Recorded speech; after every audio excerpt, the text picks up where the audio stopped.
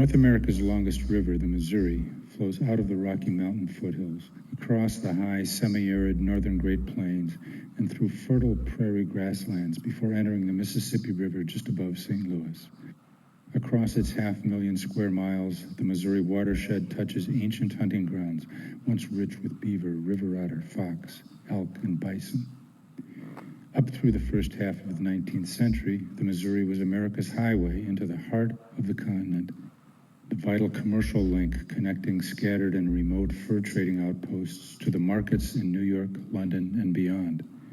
At these trading posts, or forts as they were called, Native American hunters and trappers would bring their pelts and hides to exchange for precious manufactured goods, including cloth, blankets, iron tools, household goods, guns, powder, and shot. Each spring, boats on the Missouri ferried these trade goods to the forts and transported pelts and furs back to St. Louis. Illegal supplies of liquor were also shipped upriver, a trade that furmen used to their advantage with devastating and long-lasting impact on Native American communities. But liquor was not the only dangerous cargo carried upriver. In the spring of 1837, the 120-foot-long, 119-ton sidewheel steamboat St. Peter's left St. Louis, Missouri on its maiden voyage, an 1,800-mile journey up the Missouri River. Its destination was the trading post of Fort Union at the end of steamboat navigable water, where the Yellowstone joins the Missouri near the present-day border between North Dakota and Montana. The St. Peter's, operated by Pratt Chateau and Company of St. Louis, was loaded with supplies, trade goods, and passengers, making the annual trip to service trading posts at the center of North American fur trade all along the Missouri. Equally important, the St. Peter's served a vital diplomatic mission for the U.S. government. It delivered promised payments to various tribes in exchange for land cessions and cooperation, an important lever for maintaining peace with Native Americans living across the northern Great Plains. On this trip in 1837, the St. Peter's also carried an invisible and deadly cargo, variola major, the most virulent strain of the smallpox virus. Smallpox was a horribly cruel affliction. The most highly contagious strain passed easily from person to person, and mortality rates could range between 30 and 90%. Flu-like symptoms, fever, vomiting, body aches, and overall lethargy appeared about 12 days after exposure, then subsided. But within a few more days, painful lesions erupted on the victim's mouth, throat, and nasal passages before erupting into oozing pustules on the skin. Drinking and eating were painful, and for some impossible, complicating recovery and leaving many victims too weak to tend for themselves. By the 1830s, vaccination with cowpox was an effective and widespread preventative measure, but government vaccination efforts among Indians had only recently begun and had not reached many tribes along the upper Missouri. Secretary of War Lewis Cass restricted vaccination to more southern regions, setting the stage for a public health disaster. 13 days out of St. Louis, as the St. Peter's approached Fort Leavenworth, a crew member came down with a fever. A few days later, in an area known as the Black Snake Hills near present-day St. Joseph, Missouri, one of the Indian agents on board, suspecting smallpox, recommended that the ship's captain put the sick man ashore. But 33-year-old Captain Bernard Pratt, Jr., son of the company owner, refused. Pratt doubted that the fever was in fact smallpox. He also argued that discharging the hapless crew member in the wilderness would consign him to certain death from starvation. Pratt perhaps had other reasons as well. Returning to St. Louis and commissioning another boat was out of the question, as lower water levels in the summer would not permit a later passage upstream. He also knew that the cargo aboard the St. Peter's had to reach company forts, or the coming season would be lost. So the St. Peter's pushed on with its passengers, supplies, and deadly invisible cargo.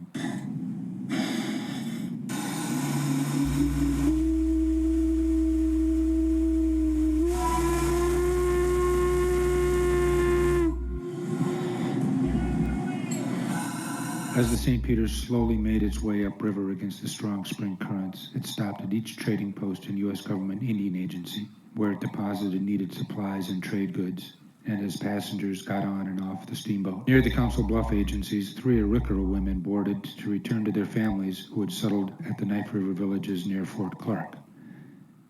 They, along with other passengers, fell ill with the smallpox and suffered through its symptoms, but the 3 women survived. By the time they disembarked, they were symptom-free but still contagious. When the St. Peter's reached Fort Clark, the crew members joined nearby villagers in an all-night frolic, as they called it, celebrating the arrival of the spring shipments. As they mingled, sharing company and stories, they also spread the disease. Francis Chardon was the bourgeoisie or manager of the American Fur Company trading post at Fort Clark. His terse journal entries during the summer and fall of 1837 record the relentless spread and devastating impact of the epidemic, especially among the Mandan, Hidatsa, Gros Ventre, and Arikara, whom he refers to as Rees, living in and around the nearby villages of Mirutanka and Sakakawea. In a brief journal entry less than 4 weeks after the steamboat St. Peter's had stopped at Fort Clark, Chardon recorded the first death among Indians living in the upper Missouri. This grim tally would rise to an estimated 20,000 over the next several months, impacting everyone living in the northern Great Plains and virtually driving the Mandan to extinction as an independent tribal entity. Friday, July 14th, one of the warmest days that we have had this summer.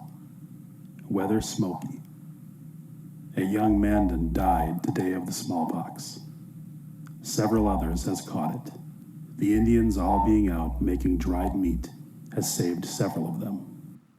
Smallpox had last visited the Mandan during the epidemic of 1781, 56 years earlier. Younger Mandans born after that epidemic had no acquired immunity, leaving them particularly vulnerable and defenseless as the disease burned through the densely populated villages. It fell to the old to care for the young. As younger men who had been the hunters and younger women tending the crops could no longer bring in enough food to feed the village, conditions rapidly worsened. Friday, August 11th. Mandans all crossed to the other side of the river to encamp, leaving all sick in the village. I keep no account of the dead, as they die so fast that it is impossible. Wednesday, August 16th. Cold for the season. Fire very comfortable. Several men, women, and children that have been abandoned in the village are laying dead in the lodges, some outside of the village, others in the little river not entered, which creates a very bad smell all around us. The epidemic reached far beyond the confines of the Knife River villages. Continued hunting, trade, and travel all contributed to spreading the virus to other tribes. And, as had always been the case, disease followed war and conflict. Tuesday, August 15th. The war party of Rees and Mandans that left here the 26th of June all came back today, having killed 7 Sioux, men, women, and children. It appears that the smallpox has broke out amongst the Sioux, as some of the party, on their way back, was taken sick at Grand River, having caught the disease from those that they butchered. Chardon records how the Indians tried to cope with the nightmare they were experiencing through dance and ritual, self-administered treatments, and finally, despair.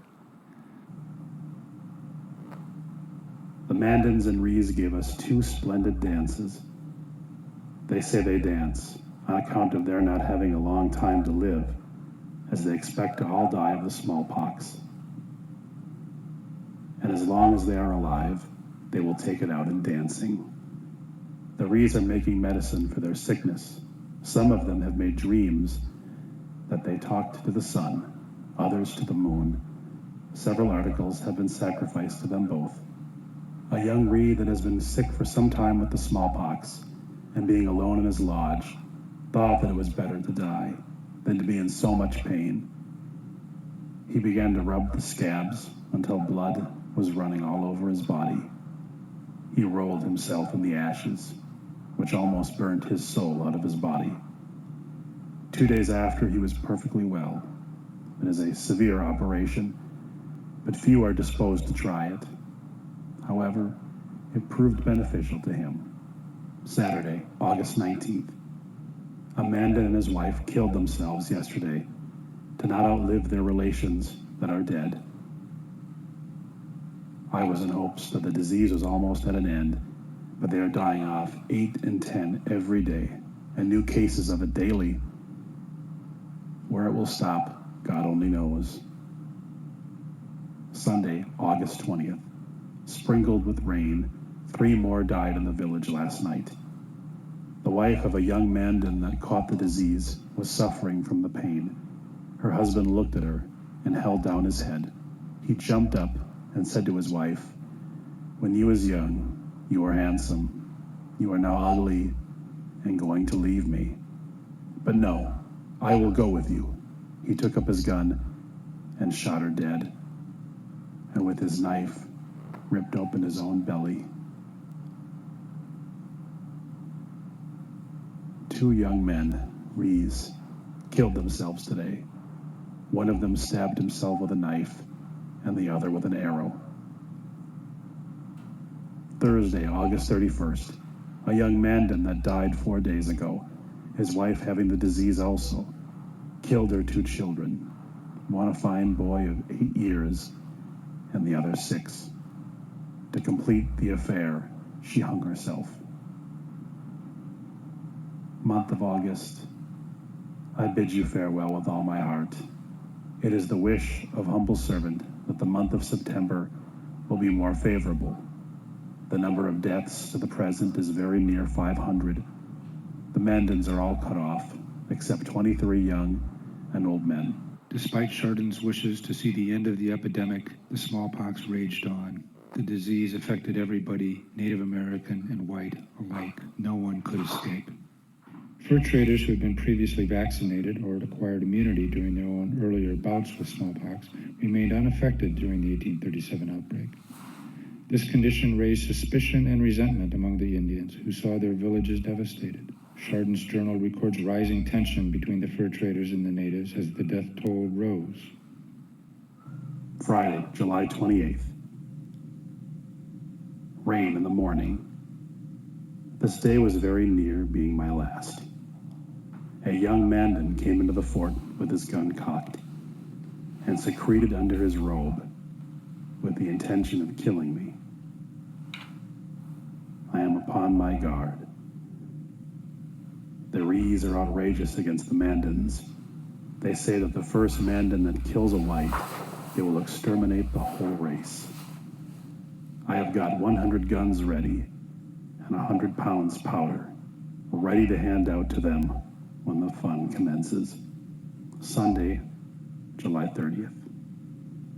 Another report from the gross venturists today say they arrived at their village and that 10 or 15 of them have died, 2 big fish among them. They threatened death and destruction to us all at this place, saying that I was the cause of the smallpox making its appearance in this country.